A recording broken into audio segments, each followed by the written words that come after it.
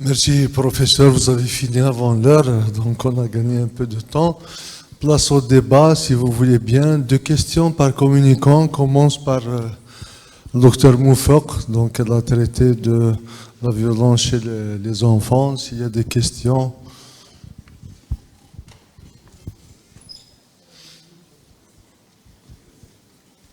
Présentez-vous, docteur.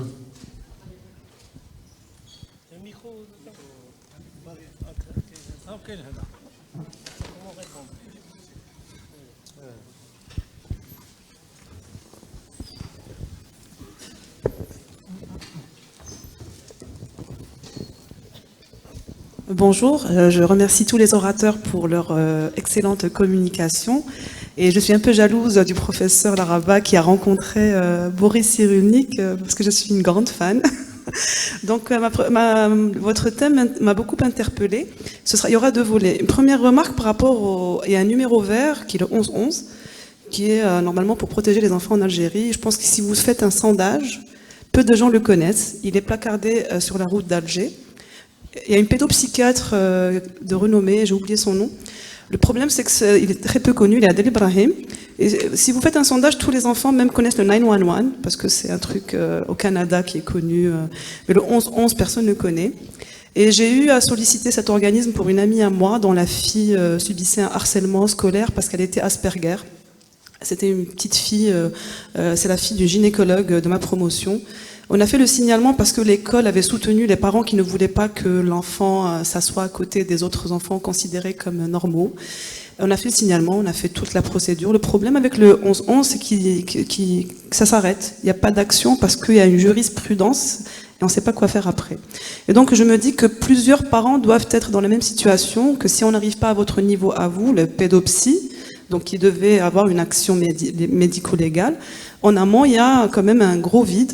Et peut-être que parfois, on ne signale pas ce retard au signalement de la maltraitance. Il y a des bénéfices secondaires. C'est où aller si c'est un parent et si c'est le parent qui provient aux besoins des enfants, c'est où aller, comment faire, qu'est-ce qui va arriver à ma famille parce qu'il y a d'autres enfants. Est-ce qu'on va pas être foutu dehors? On n'a pas de foyer d'accueil comme et même dans les pays étrangers. Donc il y a un gros travail à faire là-dessus. Le deuxième volet, je vais citer professeur Laraba une deuxième fois, désolé. C'est que moi, j'ai eu à hospitaliser un jour mon fils, et c'était dans un service où mon frère, qui a été formé chez monsieur Laraba, et j'ai été traumatisée, moi, en tant que parent. C'était pour un diabète de type 1 inaugural, durant la période Covid. J'ai dû fuir l'hôpital, parce que j'ai la chance d'avoir un frère pédiatre et une sœur endocrino, donc j'ai tout fait à la maison, parce que c'était un traumatisme pour l'enfant et pour moi. Et je me suis rappelé de mon expérience d'externat qui était féerique auprès de monsieur Laraba et monsieur Hannen, qui travaillaient avec des bonnes sœurs, je me rappelle de Lourdes, et les enfants étaient traités d'une façon incroyable. On sentait pas la maladie alors que c'était de graves malades. Parce qu'il y avait beaucoup d'efforts qui étaient faits par des hommes qui ont pris conscience qu'avant tout, c'était des êtres humains qu'on soignait, c'était pas des numéros de lit. Ils passaient leurs examens, ils avaient des séances où nous-mêmes, en tant qu'externes, on s'amusait avec eux, on jouait au foot, c'était récréatif, ils avaient un jardin, ils avaient un espace où parler, ils avaient des psychologues d'exception. Et moi, j'ai eu l'autre version où j'ai dû fuir l'hôpital autant que maître de conférence dans mon pays. Et je trouve ça alarmant. Parce que moi, j'ai pas dû subir ça parce que j'avais des alternatives, mais hospitaliser un enfant dans un endroit qui n'est pas adapté, où on n'a pas la structure qu'il faut, c'est un traumatisme aussi. Donc voilà. Merci pour vos remarques. Donc c'était des remarques. Merci. On ne le connaissait pas, en fait. Moi-même, je ne le connais pas, ce numéro vert. C'est le 1111. Mais après, ce que vous disiez, c'est qu'après, il n'y a pas de suite.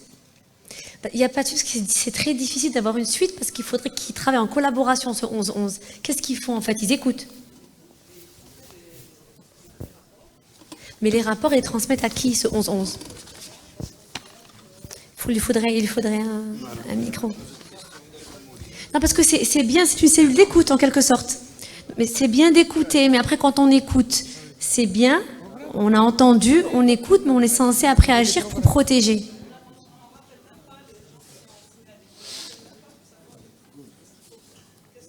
Et ça peut renforcer l'isolement des familles, hein, ça. Hein.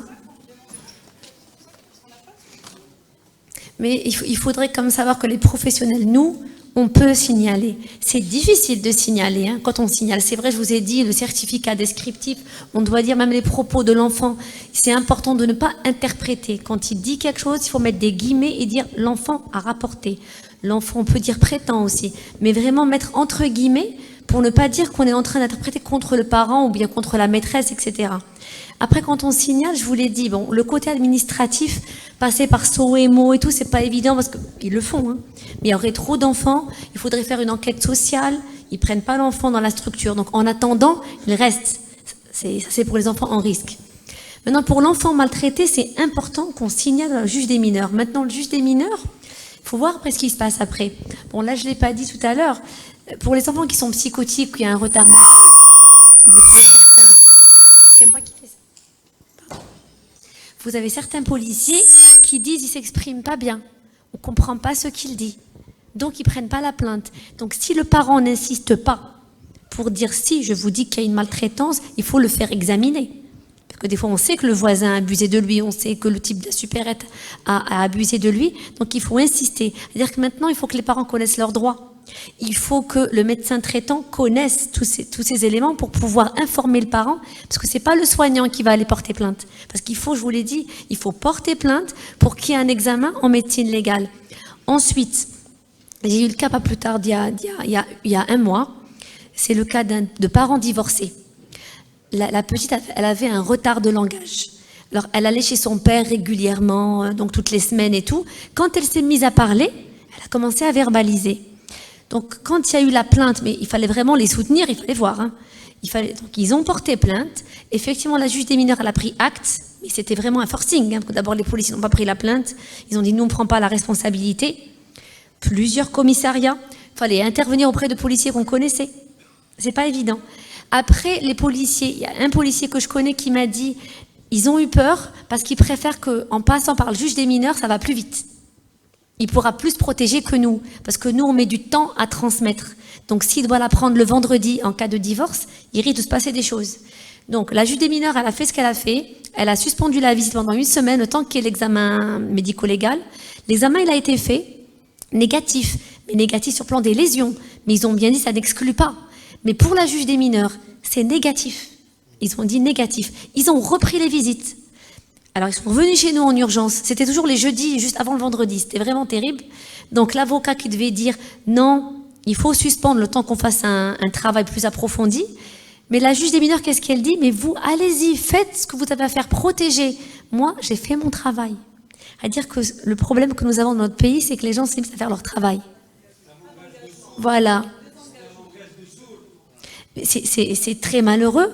La petite, on a eu un tas de vidéos d'elle. Finalement, la petite, elle est partie à la police. Donc la police, vous avez une policière qui vous dit « Moi, j'ai l'habitude de travailler avec les enfants. » Moi, je pense qu'elle avait plus l'habitude des adolescents. Qu'est-ce qu'elle fait? Elle prend la caméra, parce que maintenant, c'est sophistiqué chez nous, il y a une caméra et tout. Elle lui dit « Gouli papa shedelk, biwuduh » Elle a 4 ans. Un adulte ne pourrait pas le faire, de dire ce qu'on nous a fait, biwuduh. C'est ça. Elle n'arrêtait pas de vomir, des vomissements psychogènes. Donc,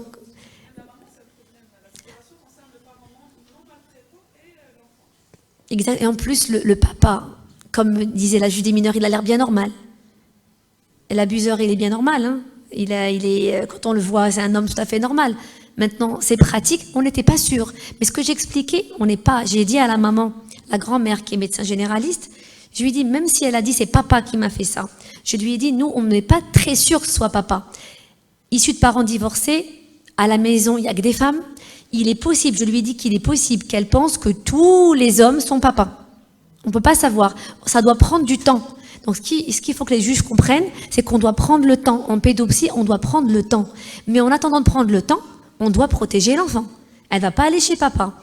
Et en expliquant ça, j'ai dit, on peut dire, elle n'ira pas passer la nuit chez papa.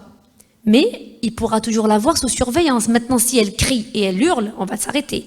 Mais tout ça, on a du mal à collaborer avec eux en ce qui concerne. Pour les addictions, on y arrive avec les policiers, les gendarmes et les juges. Mais pour les abus sexuels, c'est difficile parce qu'on n'aime pas en parler. C'est tabou. Mais il est temps d'en parler, parce qu'il y en a de plus en plus. Et merci pour vos remarques.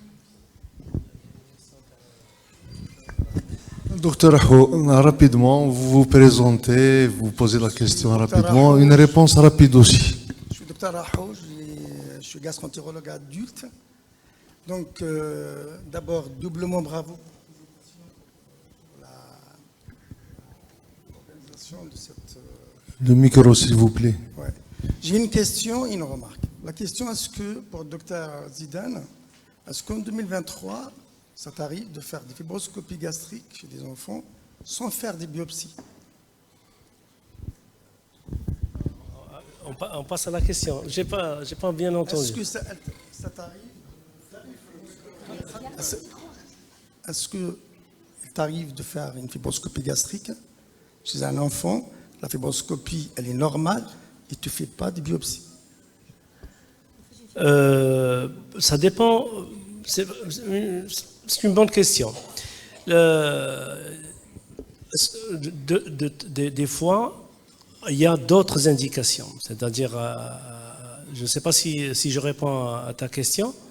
Admettons, tu suspectes une maladie cœliaque, Voilà. tu fais ton examen, Voilà. ou pour autre raison, parce que Oui. la fibroscopie, elle a une Oui. indication claire. Donc, Oui, oui. est-ce que tu fais la fibroscopie gastrique, tu vois que l'examen de la cavité gastrique est normal, Oui. et tu ne fais pas de biopsie gastrique? Très bien. Alors, moi personnellement, je fais pas de biopsie au niveau de l'estomac si je trouve rien du tout. C'est-à-dire muqueuse normale. Surtout si, parce que je reçois des demandes des confrères et consoeurs pour telle ou telle pathologie. Maintenant, je fais mon examen, je trouve rien au niveau de l'estomac, je ne fais pas de biopsie au niveau de l'estomac, sauf si, par exemple, on suspecte une pathologie type, par exemple, une pathologie à eosinophile, où je dois faire des biopsies étagées, c'est-à-dire au niveau de l'œsophage, au niveau de l'estomac et au niveau du duodénum, même si j'ai pas de lésion c'est-à-dire de visu. D'accord? Maintenant, est-ce que je fais ou pas la biopsie quand j'ai rien?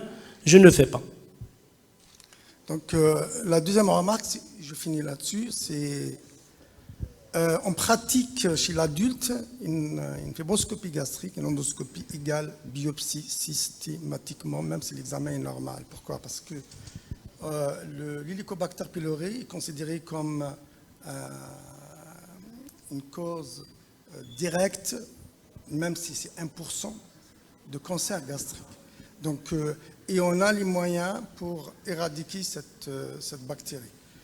La deuxième remarque, c'est pour la culture. Oui. On pratique, je ne sais pas comment on fait pour les enfants, chez l'adulte, il y a 2 protocoles que tu as cités, hein, bravo pour la présentation. Et en cas d'échec pour le premier protocole, on passe au deuxième protocole parce qu'il y a 2 protocoles. On commence par aller soit par Pilira, soit par la thérapie. Oui. Et la culture, en pratique, on l'a fait que pour après le deuxième échec. Très bien. En pratique courante. Oui, je rappelle que Dr Rahou, il est gastro-entéro à Paris, il est chef de service, il est référent en matière de maladies inflammatoires chroniques de l'intestin. D'accord? C'est pour cela il pose rapidement la question par rapport à l'Helicobacter pylori. Il a raison effectivement parce que le cancer de l'estomac chez l'adulte, il est relativement fréquent par rapport à l'enfant. Nous, si on n'a rien au niveau de l'estomac, on ne fait pas. Eux, les adultes, ils font la biopsie systématiquement parce qu'une muqueuse normale n'élimine pas l'Helicobacter pylori. Voilà. Dernière question pour professeur Laraba. Question simple, rapide. Réponse rapide. Pas de piston, hein. Mouzaoui. Oui. Déjà, quel EPP qui a l'indication, parce que les EPP ne se valent pas tous de la même façon. Oui. À quelle dose? Petite parenthèse. Et pour les H2, ils ont été retirés. H2, on dit Oui, H2. oui. Il n'y a plus de ranitidine. Il n'y a pas de Et ranitidine. voilà, donc Oui. vous avez parlé, s'il y a une intolérance aux IPP, on passe au H2. Donc Alors, s'il y a... Voilà. Non, je ne parle pas d'injectable, je parle du protocole d'éradication. le protocole d'éradication, c'est vrai, parce que on n'a jamais fait cette attitude-là, mais c'est cité dans les recommandations. Un ulcère chez qui on ne peut pas, une maladie peptique chez qui on ne peut pas arrêter les IPP, et les IPP ne sont pas valables pour le test, c'est-à-dire respiratoire, ou bien l'antigène au niveau des selles. Qu'est-ce qu'on fait? On remplace les IPP par des anti-H2 et on fait ces examens. Et ça, c'est ce que vous avez vu, c'est les recommandations et c'est les avis d'experts.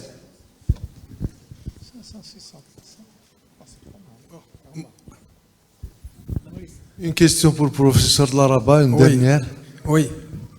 Allez-y. Bon, monsieur le professeur Laraba, je vous remercie pour votre présentation. Concernant les troubles digestifs chez l'enfant, chez le nourrisson surtout, quel que soit le type de la souffrance, c'est généralement des erreurs diététiques. Et lorsqu'on interroge les mamans, généralement c'est des excès dans l'allaitement, des excès de biberon, on donne parfois des chocolats, des crèmes au chocolat à l'âge de 6-8 mois, on donne des soupes de parents avec les épices et le gras à partir de 8-10 mois. C'est général. Certains confrères conseillent le lait de chèvre à partir du premier, deuxième, troisième mois, à n'importe quel âge chez le nourrisson. Donc, il faut essayer de mettre un terme à ces comportements et ces attitudes. Merci. Vous parlez donc des erreurs diététiques. Vous avez cité le lait de chèvre. Le lait de chèvre, effectivement, est assez employé chez nous, mais au même titre que le lait de vache, il n'est pas adapté à l'enfant, au nourrisson. Il n'est pas adapté pour plusieurs raisons. Soit d'excès de sels minéraux, ou bien d'excès de protéines, ou de pauvreté dans d'autres domaines. Donc, mais il faudrait de l'éducation. Cette éducation, moi je trouve, on n'a pas parlé aujourd'hui de la politique de santé. Nous sommes en train de mettre en exergue les insuffisances de la politique de santé dans ce pays, que ce soit pour les handicapés, pour tous ces êtres qui sont les minorités et pour lesquels finalement il n'y a pas de politique. Vous parlez aujourd'hui de l'éducation sanitaire. Elle a existé dans les années 70, l'époque où je commençais moi à exercer, mais elle n'existe plus maintenant. À l'époque, on essayait de... Vous savez, la réalité était différente de celle d'aujourd'hui. Ce qui caractérisait, je parle des pédiatres des enfants, c'est les diarrhées graves qui survenaient à la diversification. Parce qu'il n'y avait pas de diversification. Et elle passait directement à l'alimentation de type adulte. Ça provoquait des catastrophes. Raoul, le père de M. Raoul là, de Marseille, son père, il était là en 64. C'est lui qui va créer la superamine. Cette farine qui était une farine destinée au sevrage, qui se vendait à 1 dinar le sachet, fabriqué à Sétif, et qui contenait 20% de protéines végétales. Hummus, pois chiches, lentilles, parce que ça revenait pas cher. Elle était parfumée à la vanille, excellente, ça donnait de très beaux gâteaux. Elle a été un excellent aliment qui a été utilisé pour la diversification. C'est une époque aussi, à mon avis, il y avait une politique de santé parce que on avait décidé de prendre à bas le corps les problèmes, on avait identifié les problèmes fondamentaux qui existaient dans ce pays et on avait essayé de mettre en place des solutions. Et c'est comme ça qu'aussi que se faisait l'éducation thérapeutique parce qu'il fallait lancer un certain nombre de messages, dont les vaccinations d'ailleurs. Et pour l'alimentation, rappelez-vous le rachitisme aussi. Il y a de très belles affiches qui datent des années 70 qu'on ne retrouve plus. Et puis, il y avait ces chants. Maintenant, je recevais, compte tenu de mon âge, des mères qui me racontaient l'histoire de la vaccination. 3 شهور طعيم أول 4 شهور طعيم ثاني etc. Et vous parlez de l'éducation thérapeutique, comme je veux dire, en fait, ça fait partie d'un ensemble qu'on peut appeler la politique de santé, qui reste à définir malheureusement aujourd'hui chez nous. Voilà, merci beaucoup. Merci professeur, merci professeur Moufaq, docteur Zidane, professeur Laraba, merci beaucoup. Merci à vous d'avoir assisté. Je vous souhaite bon appétit. C'est le moment de déjeuner, il est 13h30. On revient à 14h30.